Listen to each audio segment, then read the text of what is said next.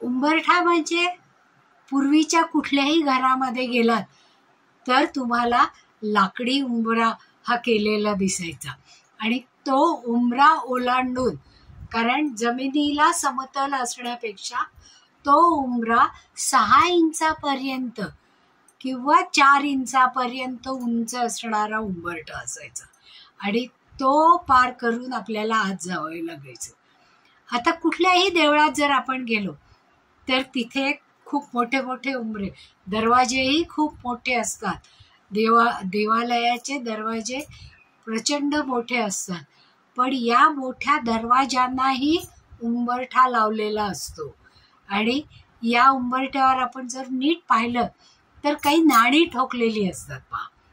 म्हणजे लोक आपल्याला सांगतात की काही लोकांनी त्या नवस म्हणून इथे नाणी ठोकलेली आहेत म्हणून, पण धातू तिथे असणं हे महत्त्वाचं आहे. आणि आपण जेव्हा पाय उचलून आतमध्ये टाकतो देवाऱ्यात त्यावेळेस आपल्या मनामध्ये असणाऱ्या सगळ्या निगेटिव्ह गोष्टी आपण मागे ठेवतो आणि उजवा पाय आत टाकून उंबऱ्यावर कधीही आपण पाय ठेवत नाही. उंबरा ओलांडून आत जातो.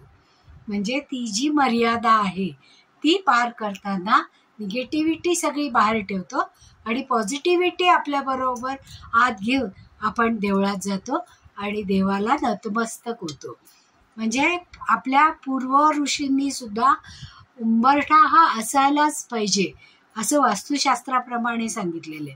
वास्तुशास्त्रामध्ये बरेच नियम आहेत पहा.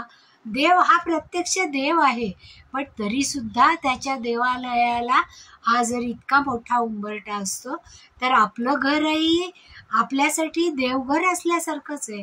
मग त्याला उंबरठा नको का? वास्तुशास्त्राप्रमाणे काही नियम दिलेले आहेत पहा. काही दिशांप्रमाणे, काही प्लॉट कसे असावेत, कुठल्या दिशांना कन्स्ट्रक्शन व्हावं, कुठे खिडक्या असाव्यात, कुठे बाकीच्या खोल्या असाव्यात, हे नियम सगळे घालून दिलेले आहेत. आणि जेव्हा आपण पटांगण ओलांडून घरामध्ये येतो म्हणजे प्रवेशद्वाराजवळ येतो, ते आपलं प्रवेशद्वार हे सगळ्यात मोठं असायला पाहिजे.